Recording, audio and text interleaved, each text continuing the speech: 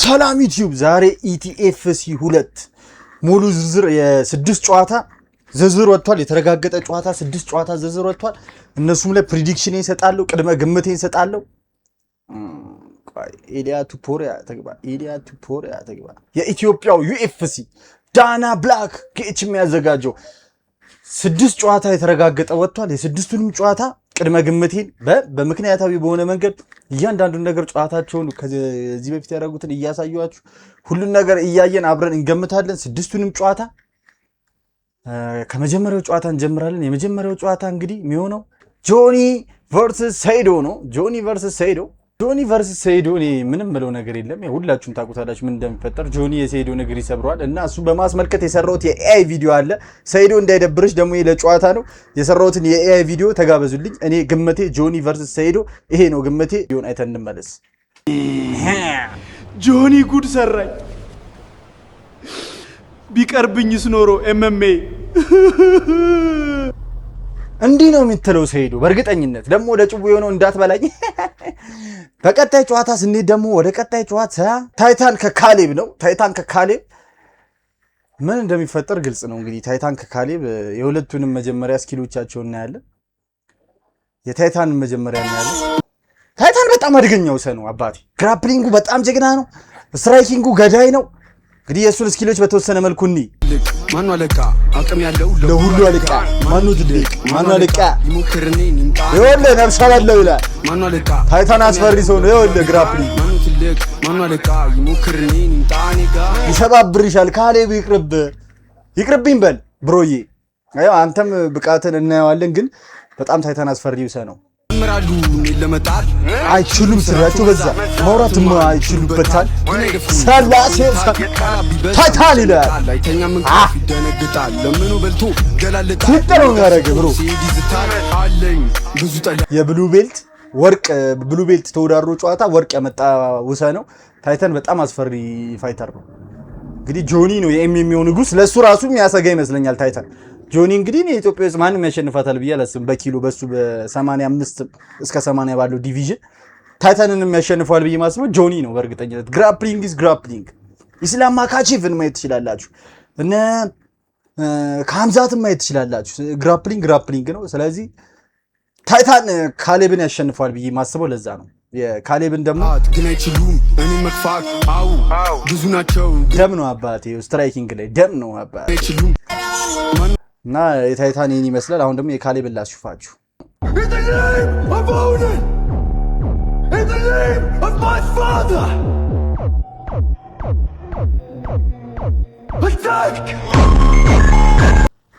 ካሌብ ስትራይከር ነው እና ውስጥ ገብቼ ሙሉ ቪዲዮዎቹን አይቻለሁ። የግራፕሊንግ አንድ ቪዲዮ የለውም ብራዘሪ፣ የግራፕሊንግ አንድ ቪዲዮ የለውም።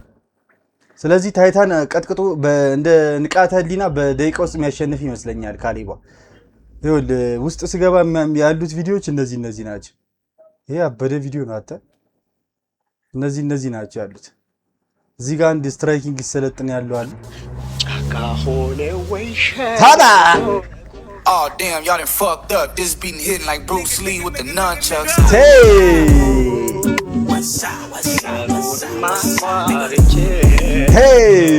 ዘፈኗ ተመችተኛል። ካሌብ ፒውር ስትራይከር ነው። ስትራይኪንግ ላይ ጀግና ይመስለኛል፣ ግን ግራፕሊንግ ላይ በዋይት ቤልት ተሸንፈዋል ብሏል ጆኒ። ስለዚህ ቻንስ አለ ብዬ አላስብም። ታይታን በጣም አስፈሪው ሰው ነው፣ ይገድላል። አንተም ግን ጀግና ስትራይከር እንደሆን ካምናለሁ። እንግዲህ ጨዋታው ላይ እናያለን። እስቲ ሌላ ቪዲዮ እስቲ እዚህ ጋር ቦክስ ይሰለጥናል። ስትራይኪንግ ግን ምን ጥቅም እንደዚህ የለም እኮ። ታይታን መጥቶ ይጠቀለልብህ አንድ ንቃተ ህሊና ያንደባላል፣ ያንቃል። በቃ ኤምኤምኤ እኮ ነው። ግራፕሊንግ የሚችል ሰው ዲፌንስ እንኳን በስነ ስርዓት ካልቻለ እንቀጠጥ ብሮዬ። ንቃተ ህሊና ኢንዶሚ ኬዝ ነው የሚፈጠረው ብዬ ነው የማስበው። ግን ጀግና ስትራይከር ልትሆን ትችላለህ ወይ በሞይቴ የተፋለሟ። ኤምኤምኤ ይከብዳል ግራፕሊንግ ካልቻልክ።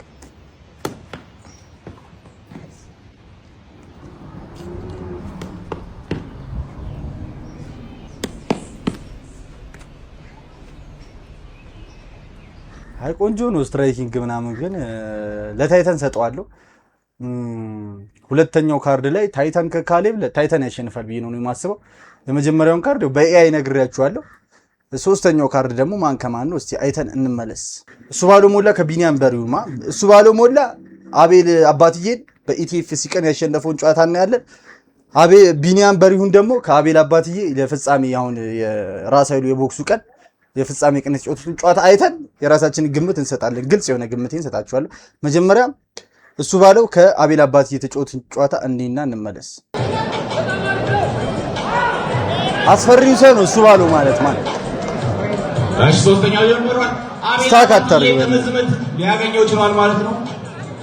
እዚህ ጋር ኤምኤምኤ ጉሩ ስማቸውን እንኳን ሳታቂ ኧረ ኢቲኤፍ ሲቀጣይ ቦክስ ላይ ምናምን ኮሜንታተር እኔ ልጠራ እንዳለ እንደ ወንድሞች ያውቃቸዋል። አቤል አባት እየተነዘረ ትላለህ እሱ ባለው ሲመታ። ኧረ ብሮዬ በእናትሽ ፓፓ ስማቸውን እንኳን አታቂ። እኔ ከእሱ ባለው ጋር ባይዘው ኤቲ ቦክሲንግ ላይም ሰርቻለሁ። ለማንኛውም ይገርም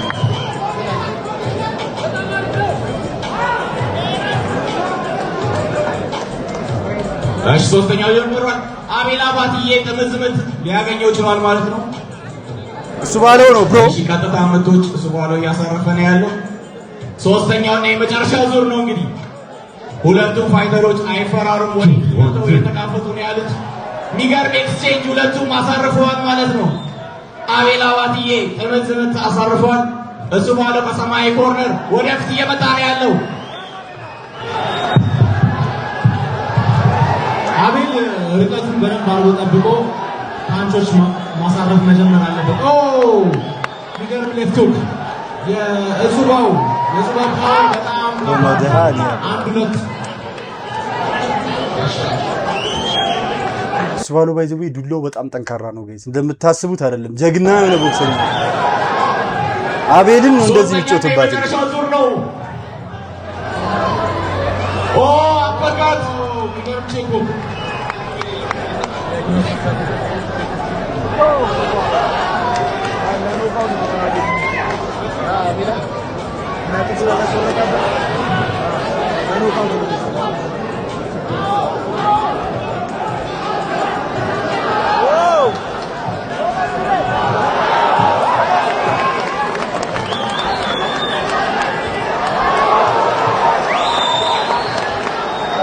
እሱ ባለው እኮ ትለያለች። እሱ ባለው እኮ ትለያለች። ማርያምን ምን አይነት ምትል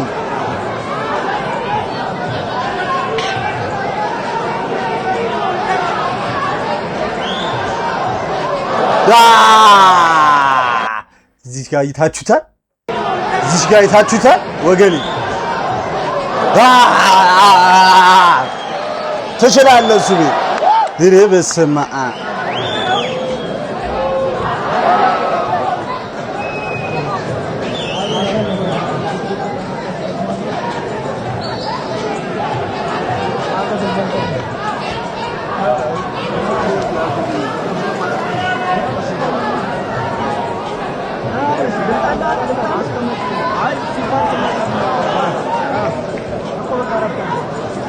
ገለዋለች። ድካም አለ ትንሽ ፈንሸው እሱ ቤት በእናትህ ያገኘዋል። ግኝት ነው የሚያደርገው። በስመ አብ ይላል። በስላሴ ስም ይሪብስማ በስላሴ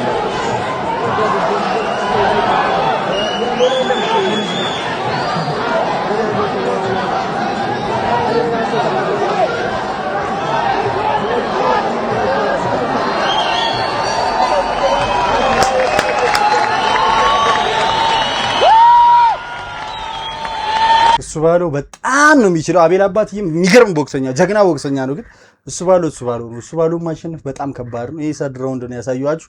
አሁን ደግሞ አቤል አባትዬ ከቢኒያም ጋር የተጫወቱትን ጨዋታ እናያለን።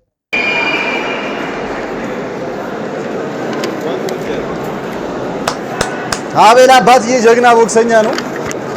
በጣም ጀግና ቦክሰኛ ነው። እሱ እንዲበልጠው የሚችለው በዚህ ሰዓት እሱ ባለውና ዱዱ ብቻ ናቸው ብዬ ነው የማስበው።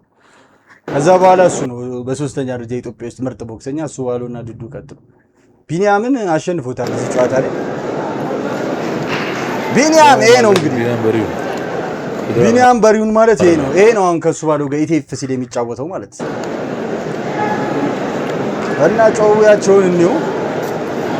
ይግቡ እስቲ ግቡለት።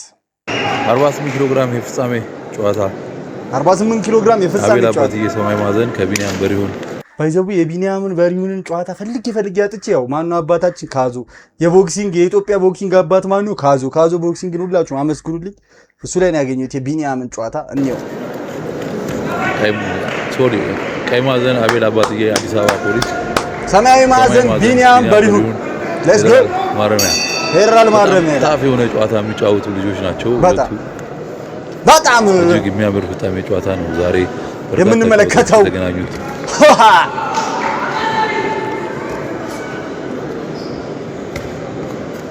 አቤል በጣም የሚችል ልጅ ነው። ይሄንን ነው እሱ በላይ ያሸነፈው ነጥብ ነው። ይሄ ናቸው ይሄ ፍጻሜ ዊዝደም አይድበት ሄዳ የኢትዮጵያ ቦክስ ፌዴሬሽን ያዘጋጀው 3ኛ ዙር ብሔራዊ የክለቦች ሻምፒዮና ረበሰማ አታ ወረረ ቢኒያም ወረረ እሱ ቤት ትንሽ ትሬኒንግሽ ላይ ፈጠን ነው በይባቸው። ወረረ ቢኒያም ወረረ በርካታ ድንቅ ጨዋታዎች ይታዩበት ፍጻሜውን የሚያገኙ ነው። ፈሰላሴ ሲያምር ጨዋታቸው እጅግ በጣም ደርቢ በጣም የሚገርም ጨዋታ ይችላል። እንደምታዩት ቤቱ ጢም ብሏል። አይውት ከደግስ ጢም ብቻ ካዙ ቤቱ ታፕ ኮፒሊንግ በደንብ አለ። ሰብስክራይብ ያደርጋችሁ ሰብስክራይብ አድርጉ፣ ፎሎ አድርጉ ቲክቶኬን። ሌትስ ጎ እዚች ጋር ምንድን ነው የሰራችሁ ቢኒያም በእናትህ ኮፒሊንግ በደንብ አለ።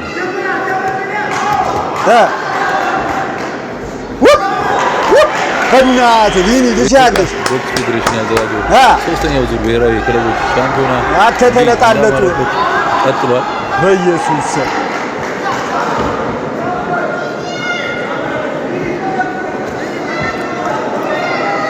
ዓለም ላይ የበርካታ ተመልካችን ቀልብ የሚገዛ በዓለም ተወዳጅ ከሆኑት ስፖርቶች መካከል አንዱ ቦክስ ስፖርት ነው። በአሁኑ ሰዓት ደግሞ ሀገራችን ላይ እጅግ እየተነቃቀ ያለ ስፖርት ነው። እንደምታዩቸው 48 ኪሎ ግራም ፍጻሜ እየተጫወቱ የሚገኙት አቤል አባትዬ ቀይ ማዘን፣ ሰማይ ማዘን ቢኒያም በሪው ናቸው።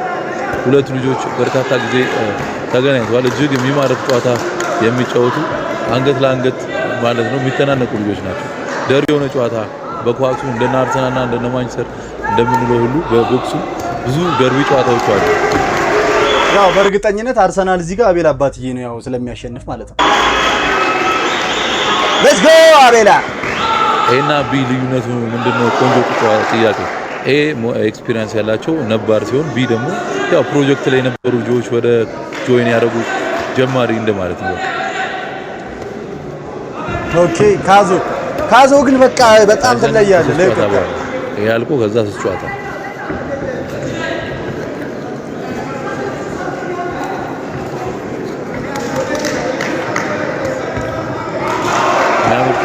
ስማአም ይለጣለጡታል ሲያምር ወጣ ዋው ዋት ኤ ፋይት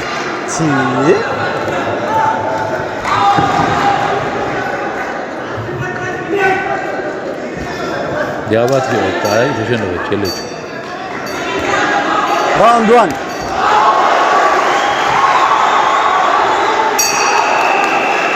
የሚገርም ነው ጠለጡ ዋት ኤ ፋይት አቤል አባትዬ ራሱ በጣም ነው የሚችለው። ወይ አንተ መቤቴ ያው እሱ ባለው ጋር ይደርሱም ምን ለዚህ ነው። ግን እኔ አሁን ፌር ያልሆነ ነገር የተሰማኝ አቤል አባትዬ ቢኒያምን አሸንፎታል። ስለዚህ በእርግጠኝነት ምንድነው የሚፈጠረው? እሱ ባለው ቢኒያምን ያሸንፈዋል ነው። ዱዱ ግን እሱ ባለውን ያሸንፈው ነበር ከዚህ በፊት። ስለዚህ ዱዱና እሱ ባለው ቢገናኙ ቆንጆ ነበር። አመራረጥ ላይ ምንም ማምጣት አንችልም። ዝም ብለን ፕሬዲክሽን እንሰጣለን። ቢኒያም ግን ትችያለሽ ቢሆንም መቤቴን አንቺ ቢኒያም ፌደራል ማረሚያ ጀግና ነሽ። በቃ እሱ ቤጋ ምርጥ ጨዋታ ታሳዩናላችሁ። ያው ፕሬዲክሽኔ እሱ ባለው ያሸንፋለሁ። ራውንድ 3 እናሳልፈንና በኢየሱስ ተጋድሎ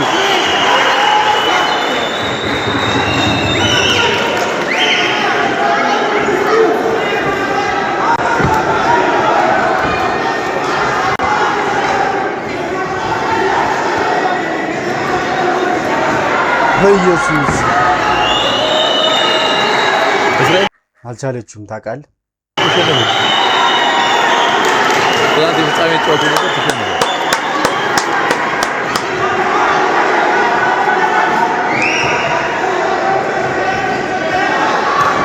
የሰማአም ጨዋታ ነው የሚጫወቱ ያለው በጣም ነው የሚያምረው ካዞ በእናት አልቆ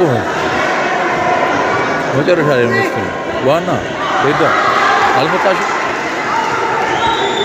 እየተከታተላችሁ የምትገኙት የኢትዮጵያ ቦክስ ፌዴሬሽን ያዘጋጀው ሶስተኛ ዙር ብሔራዊ ክለቦች ሻምፒዮና ነው ይችላሉ አራት ተከታታይ ቀናት ሲካሄድ የነበረው ጨዋታ እንግዲህ ዛሬ ፍጻሜውን የሚያገኘው ነው ጨዋታ ማሰሎቹ በጣም ኢንተርቴን የሚያደርጉ የቦክስ ስፖርት ኦዲየንስ ቁጭ ብድር የሚያደርግ ጨዋታ ነው እስካሁን እየተካሄዱ ያሉ ሚያምር በኢየሱስ ስም አንተ አቤል አባትዬ ግን በጣም ነው የሚችለው መብርሃንን እያያችሁት ነው በቃ ዳንሰኛ ቦክሰኛ ነው አታ በጣም ነው የምትችለው አቤላ ትችያለሽ በጣም የሚያምር ጨዋታ ነው ዋው ፋይት ዋው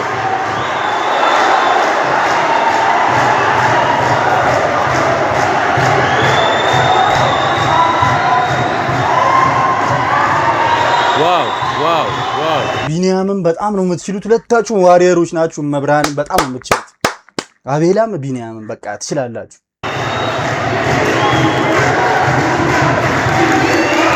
ይችላል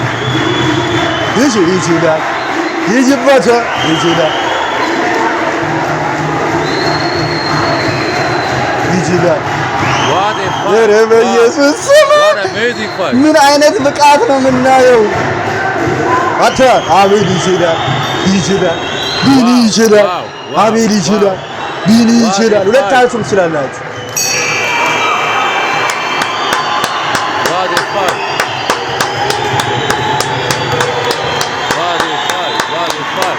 በጣም የሚያምር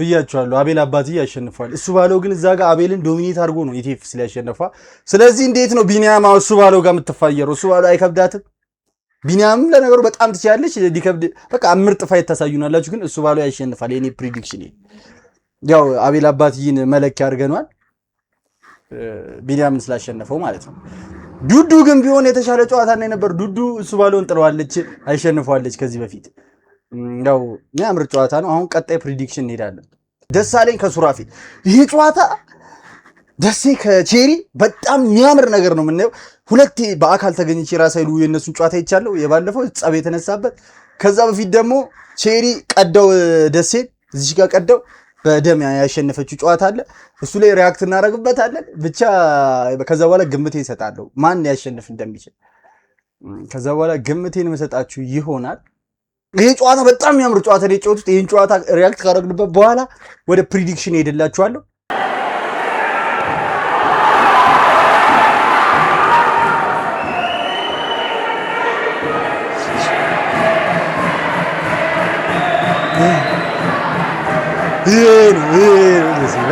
እዚህ ጋር በቦታው ላይ ነበርኩ ጋይስ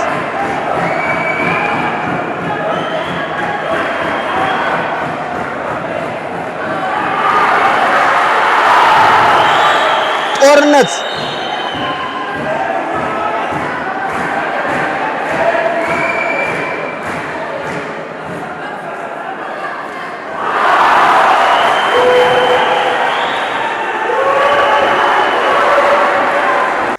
ደሴ ሄድ ቱ ሄድ ከተጫወትክ ከደሴ ጋር ሄድ ቱ ሄድ ከተጫወትክ ደሴ ይጠላታል ቼሪ ግን ሪንግ ኮንትሮል ላይ አሪፍ ነች የነጥብ ጨዋታ የምትጫወት ከሆነ ቼሪ ልታሸንፍ ትችላለች ይህ ነው ፕሪዲክሽኔ ካሁኑ እየነገርኳችሁ ጨዋታውን እንጨርሰው አይተን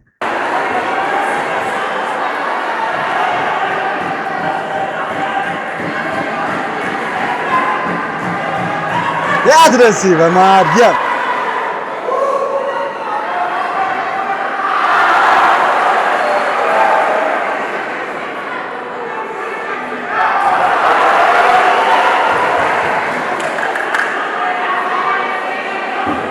ሌትስ ጎ በስመ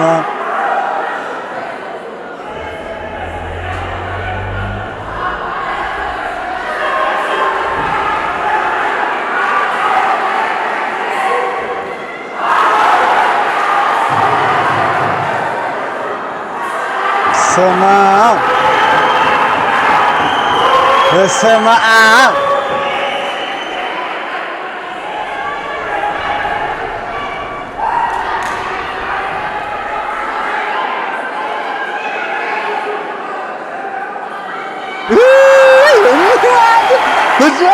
እዚህ ጋር ምንድን ነው?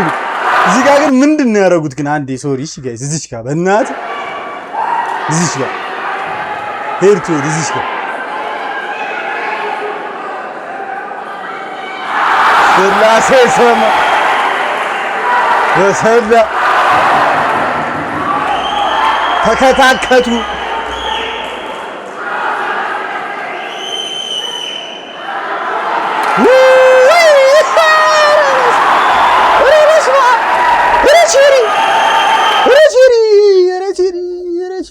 አልቻልኩም እኔ አልቻልኩም። ቼሪ እዚህ ጋር ምንድን ነው ያደረገችው? እዚህ ጋር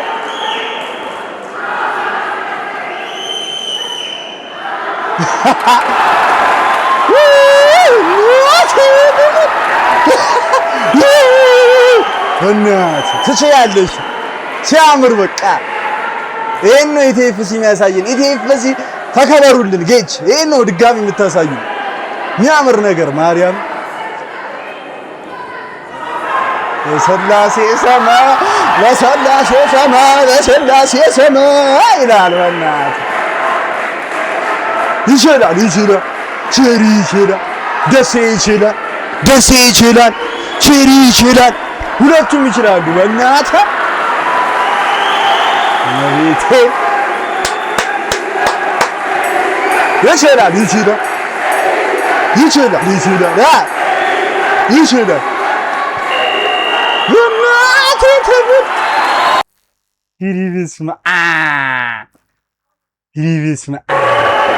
በጣም ነው የሚችሉት እና ፕሪዲክሽን ቅድም እንዳልኳችሁ ነው። ሪንግ ኮንትሮል ላይ ቼሪ ትበልጣለች። ሄድ ቱ ሄድ ከሄደ ግን ደሴ በጣም አደገኛ ቦክሰር ነው። ሄድ ቱ ሄድ ከተጫወቱ ፋይት ከተጫወቱ ደሴ ሊያሸንፍ ይችላል። የነጥብ ጨዋታ ደግሞ ቼሪ ከተጫወተ ቼሪ ልታሸንፍ ትችላለች። ይሄ ነው የኔ ግምት። ዋው ሲያምር። ወደ ቀጣይ አረኩኝ ማርያምን። ቀጣይ ጨዋታ ደግሞ ሃይማኖት ደሳለኝ ከአብርሃም አለም ነው። እንግዲህ በ60 ኪሎ ግራም ቦክሲንግ የሚጫወቱት የእነሱንም ፕሪዲክሽን ሰራላችኋለሁ። የተወሰነ ስኪላቸውን እንዲና መጀመሪያ ወደ ፕሪዲክሽን እንሄዳለን። ዋው ደስ ሲል ግን ቦክስ ግን አሁን መጀመሪያ የአብርሃም አለምን ስኪል እናያለን። ከዛ የሃይማኖትን ስኪል እናያለን። አብርሃም አለም ሌትስ ጎ የተፈጠረው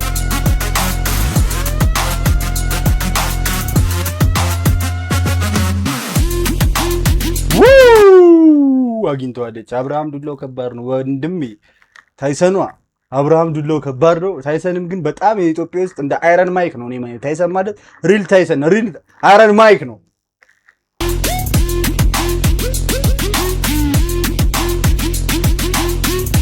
በኢየሱስ አይተዋል። ዱላው ግን እንዴት እንደወረወረው እዚህ ጋር ልጁ የአብርሃም ዱላ እዚህ ጋር ተመለሳን።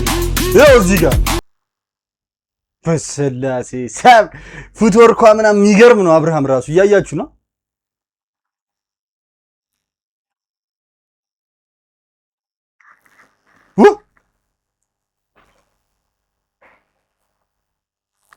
ስማ ሽንጥ ላይ የሚገርም ጨዋታ የሚገርም አብርሃም አለም ከታይሰን ግምቴን ቆይ የታይሰንን ካየን በኋላ እነግራችኋለሁ። ግምቴን የታይሰንን ጨዋታዎች ካየን በኋላ እነግራችኋለሁ።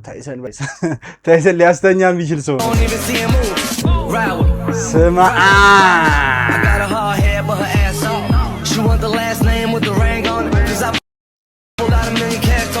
አውሬው ታይሰን ይላል። ከራሻው ጋር የተጫወተውን አንድ ልድገምላችሁ። እዚህ ጋር ሳስማ ባይዘቡ የዚህን ቀን ከራሻው ጋር ሲጫወት ኮሜንታተሩ ምን አይነት ቦክሰኛ ነው የኢትዮጵያው እያለ ማርያምን አለ ዩቲዩብ ላይ ገብታችሁ ማየት ትችላላችሁ። በቃ የሌለን ያደነቀው ያ ዌልተር ዌይት በጣም ሻምፒዮን ምናምን የሆነ ነው የራሽያው ቦክሰኛና ታይሰን በጣም ኢትዮጵያ ውስጥ ድንቅ ልጃችን ቦክሰኛችን ነው። ግን የኔ ግምት እዚሁ ጋር ልንገራችሁ፣ ሄድ ቱ ሄድ ከተጫወተ አብርሃም አለም ያሸንፋል። ጉልበት ሄድ ቱ ሄድ ግን ታይሰን ሪንግ ኮንትሮል ላይ ጀግና ስለሆነች ጠቅ እያደረገች የነጥብ ጨዋታ ከተጫወተች እንደነ ቼሪ ጨዋታ እንዳልኳችሁ ታይሰን ያሸንፋል። ሄድ ቱ ሄድ ከተጫወተ አብርሃም ያሸንፋል። ይሄ ነው የኔ ግምት። እዚህ ጋር ምንድን ነው ያደረግሽው ታይሰን? እዚህ ጋር ምንድን ነው ያደረግሽው ታይሰን? ግኝት ነው ያደረገው። ይኸውት ታይሰን በጣም ትችላለህ። ግምቴ እንግዲህ ቅድም እንዳልኳችሁ ነው። ወደ ቀጣይና ወደ ላስት ወደ 6ኛው ማይ ስንሄድ መስፍን ብሩ ቨርሰስ ኡጋንዳ። የኡጋንዳው ቦክሰኛ ስሙን ላገኘው አልቻልኩም። በጣም አሁን ሪሰርች ሰርቻለሁ፣ ግን በ71 ኪሎ ኡጋንዳ ላይ ሻምፒዮን የሆነ ሰውዬ ስሙ ማን ነው? እዚህ ጋር አንድ ቪዲዮ አግኝቻለሁ።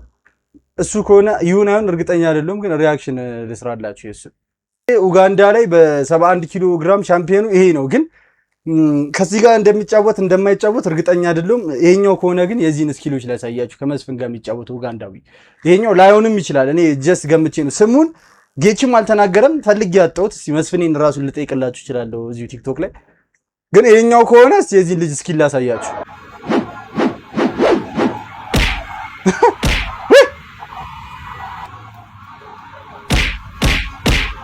በስላሴ ስም ይህን ጣልክና መስፍንን ምጥል እንዳይመስል አንተ ኡጋንዳዊ። መስፍን ከፈረስ ከሰከንድ ራውንድ አታልፍም። ኤርሚያስም እስከ ሰከንድ ነው የቆየው።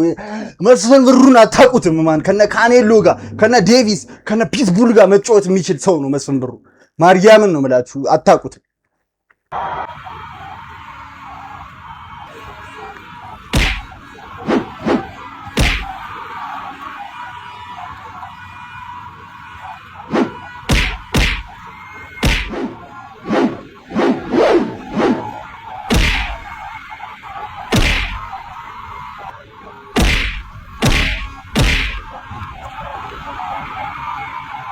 እና የኡጋንዳው በ70 ኪሎ ግራም በ71 ኪሎ ግራም በዚህ ሰዓት ሻምፒዮን የባባ ቤልት ይኑሮ አይኑሮ እርግጠኛ አይደለሁም ይሄ ልጅ። ለማንኛውም ከዚህ ጋር ከሆነ መስፍን ብሩ ከማንም ጋር ቢሆን ይበላል። መስፍን ብሩ ማንንም ይበላል። እነ ካሬሎ እነ ፒትቡል እነ ዴቪስ እነ ታንክ ዴቪስን እነ ሁሉንም ሊበላ የሚችል ሰው ነው መስፍን ብሩ። ዝም ብላችሁ የሀገራችን ሰው ስለሆነ አታናንቁ። ለማንኛውም ይመቻችሁ። ይሄን ይመስላል ትንበዬ። መስፍን ብሩን ማንም ሊያሸንፍ አይችልም ግምቴ። ዞሮ ዞሮ እዚህ ጋር ያለው ግምቴ መስፍን ብሩን ማንም እንኳን ከኡጋንዳ ከአሜሪካን ቢመጣ መስፍን ብሩን ሊያሸንፉት አይችሉም። ግምቴ ይሄን ይመስላል። ዩቲዩብ ሰብስክራይብ ያደረጋችሁ በቀጣይ ቪዲዮ እስክንገናኝ ድረስ ባባይ